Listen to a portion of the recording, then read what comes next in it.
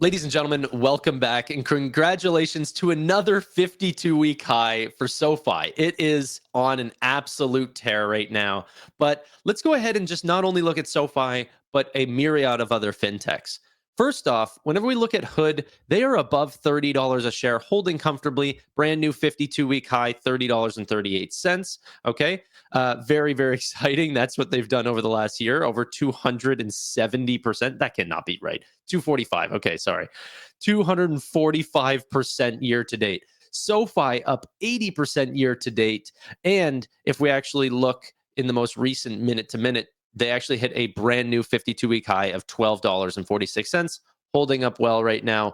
Shift 4 broke through that $100 mark, hitting 102. Their all-time high is 104, getting very close to that. And Shift 4 is up to $80 a share, up 45% today. If you look at them on a one-year chart, they're up 245% as well, matching Robinhood. Unbelievable.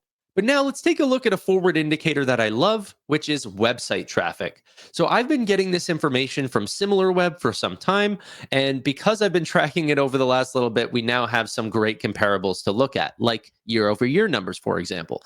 So SoFi, for example, if we look at this from a bar chart perspective, this is in the millions of visits, either through desktop or through mobile, okay? You can see that they've gotten up to 16.5 million new visits in October.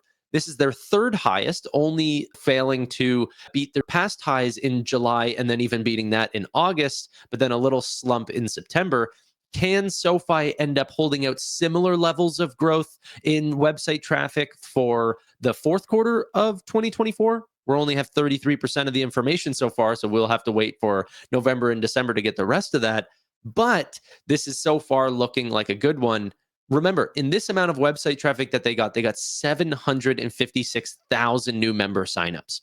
Now, going forward, not only are they more profitable to have more customer acquisition costs and try to, get more advertisements out, more people aware of their business, but they also are going to continue to have more cross-sell and regular referrals from people who are already at the business that are telling people to go over.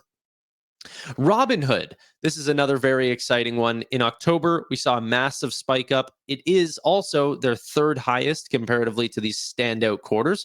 Remember, in March was their highest month for crypto activity. And then also in July was also very high. So this could be another crypto boon for them, which is very exciting, which is also very high take rate sort of activity that they see. If you take a look at Bitcoin pricing, it's also very similar to what Robinhood is seeing in terms of their share price action.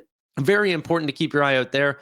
But let's turn to the dark side a little bit. So in terms of the companies that are not performing so well, we can see Cash App here, both on a website traffic basis, but also from a share price perspective. We can go ahead and look over at their share price right now. This is just intraday, so it can change and fluctuate as the days go on, but right now, negative 5.5%.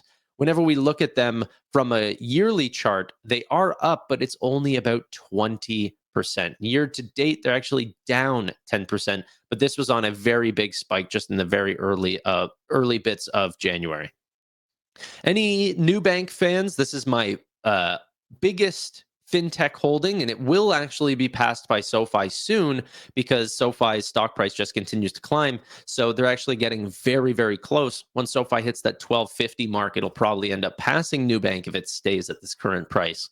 But their website traffic is looking phenomenal. Over the last 4 quarters, and especially in Q3, which we have not gotten the numbers yet for, things are looking unbelievable. And also remember, this is only Nubank Brazil. This is not actually accounting for Nubank Mexico or Nubank Colombia, which are separate country website traffic where they have different domains. So those are also going to yield their own results as well, which are also growing. PayPal. The numbers here are just absolutely fantastic, but they are a much larger company, so we have to take that into account. Once again, last 4 months, looking very good. Okay, so potentially Q3, that sort of brought us in also, PayPal account growth. We already have the numbers for that. But then into the next month, we're seeing a good sort of 500 million new base that potentially they can hold up. That would be amazing. and we're going into Q4 holiday spend. So we expect that to climb, especially in November and December, which is really where a lot of people do their shopping for the holidays. Venmo, seeing great things as well. Lots of growth. Actually, their second highest month being recorded in October. So that's also, bodes well for PayPal because they own that company. Lending Club, one of the largest competitors of SoFi, and particularly in the lending side, not just financial services, they have seen a really good spike up in October, and it does look like they could potentially be gearing up for some great loan growth in the fourth quarter. Also, very positive for SoFi. And then Upstart here, what we see is really not much change at all, but there's a lot of change in the stocks. From this period to this period, Upstart has sort of been stagnant in their business, but has actually gone up in share price by 245%. Obviously, there's more to it than that in whenever it comes to the story, but they expect a lot more loan growth. All of this just bodes extremely well for SoFi.